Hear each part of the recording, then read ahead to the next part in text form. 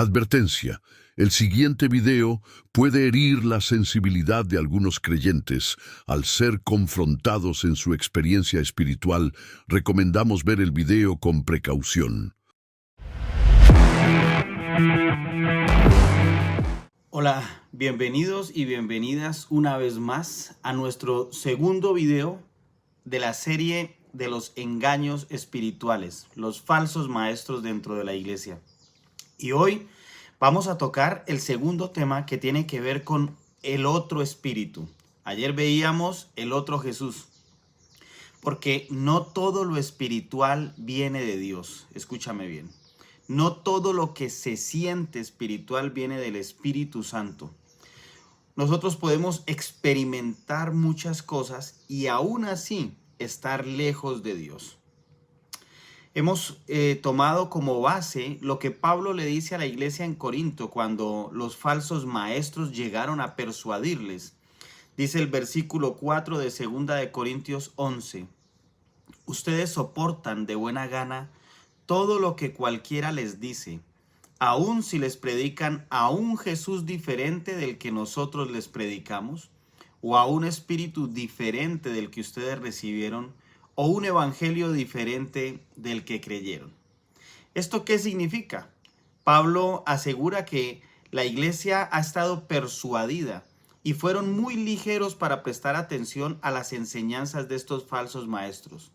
Les predicaron de otro Jesús, de otro espíritu y otro evangelio totalmente diferente al que Pablo les había predicado. ¿Qué significa esto? Otro espíritu. Estar bajo otra forma de sentir lo espiritual. Otra fuente que no proviene de Dios mismo, que no es Dios. ¿Cómo se ve entonces estas predicaciones, estas enseñanzas de los falsos maestros acerca de otro espíritu el día de hoy? Vamos a ver, en primer lugar, aquellos que predican al espíritu como una energía. Y préstenme mucha atención, por favor. No vaya a dejar de ver este video por completo, porque le puedo asegurar que usted o la gran mayoría de los cristianos evangélicos de nuestro continente latinoamericano hemos caído en la falsa enseñanza, en la mala enseñanza de un falso maestro con respecto al Espíritu Santo. Y nos han predicado muchas veces otro espíritu. ¿Qué tiene que ver esto? Cuando se predica al espíritu como una energía, como una fuerza, estas enseñanzas vienen del animismo y de la nueva era. Nuestro continente latinoamericano viene de un contexto animista, espiritista, y las enseñanzas de la nueva era que se filtraron en nuestro continente latino hacia los años 50 y 60 se infiltraron en la iglesia evangélica. Han traído religiones paganas del lejano oriente. ¿Y cómo se ve esto en la iglesia? Con declaraciones proféticas, con decretos apostólicos y con mensajes de activación. Ten mucho cuidado con esto. Te lo digo con conocimiento de causa, por cuanto en mi adolescencia hice parte de un grupo metafísico de la nueva era. Y todo lo que escuchas hoy acerca de declaraciones dentro de la iglesia viene infiltrado por un poder que no es el poder del Espíritu Santo. Te lo voy a explicar de esta manera. Las declaraciones y los decretos de la metafísica y de la nueva era son declaraciones y decretos basados en lo que el hombre percibe y lo que el hombre desea. Lamentablemente, tú puedes encender tu televisor, puedes prender en tu celular, colocar cualquier mensaje hoy y habrá un evangelista o un predicador que esté haciendo declara, que esté diciendo decreta. Todo esto viene de la nueva era. Esto no está en la escritura. Tú nunca leerás en la escritura que Pablo le dice a la iglesia: decreta bendiciones sobre tu vida, decreta que hecho está, declara que la bendición tuya viene, declara que la sanidad ya está hecha porque Cristo lo hizo ya. Mira, disfrazan este falso espíritu, disfrazan esta falsa enseñanza con un porque el Señor quiere. porque Dios te quiere bendecido, porque Dios te quiere prosperado, porque Dios te quiere. Y mañana lo vamos a ver un poco más amplio con el otro evangelio que nos predican. Pero este espíritu lo utilizan como una fuerza. ¿Qué dice Juan 16, 13, 14? Cuando venga el Espíritu de verdad, Él los guiará a toda la verdad. Él no hablará por su propia cuenta, sino que les dirá lo que ha oído y les contará lo que sucederá en el futuro. Me glorificará porque les contará todo lo que reciba de mí. El Espíritu Santo, Jesús está hablando acerca del Espíritu Santo, el Consolador que nos guiará a toda verdad.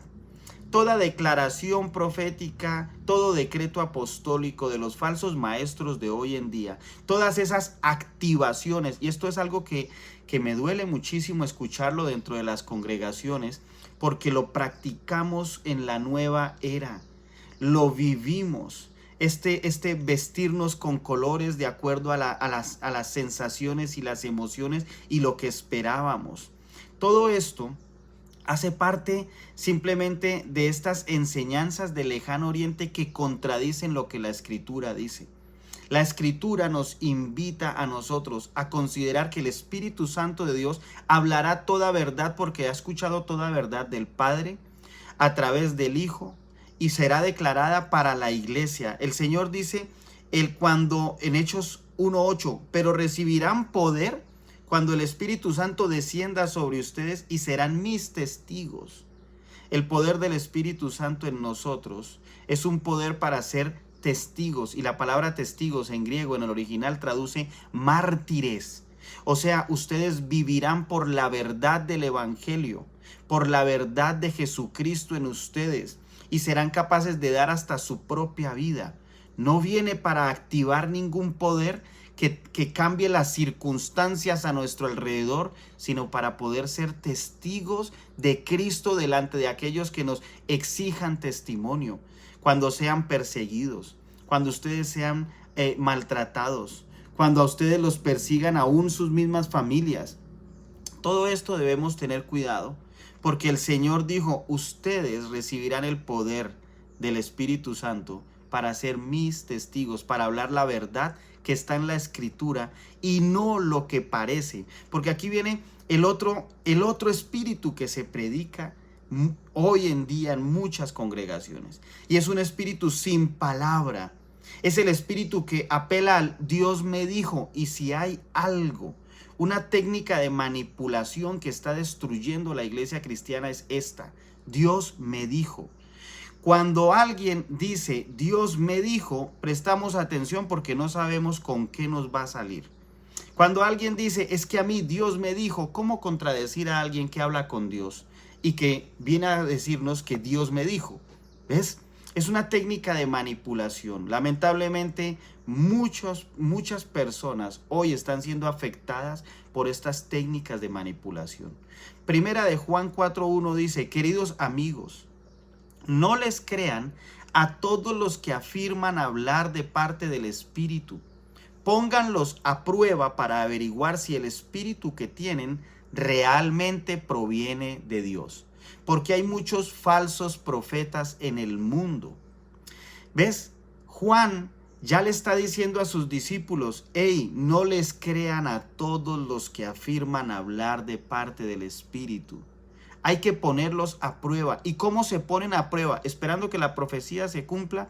No, por los frutos en su carácter, por lo que ellos son, por lo que ellos muestran en su vida. He tenido que ver lamentablemente dentro de la iglesia hombres que aparentemente tienen una condición de piedad, pero realmente no son piadosos como demuestran. Y estos son los que utilizan casi siempre Dios me dijo para poder ganar, para poder hacer uso de una ganancia deshonesta de parte de los hermanos, para poder manipular a gente que vaya y venga. Mira, el apóstol Juan advierte a sus discípulos, prueben a estos que dicen hablar de parte del Espíritu. Vean su estilo de vida. Vean cómo son evidentes en ellos el fruto del Espíritu Santo o no es evidente el fruto del Espíritu Santo. Porque hay muchos falsos profetas en el mundo. Y si esto lo advierte el apóstol Juan a la primera iglesia, a los primeros discípulos, ¿cuánto más tenemos que tener nosotros hoy?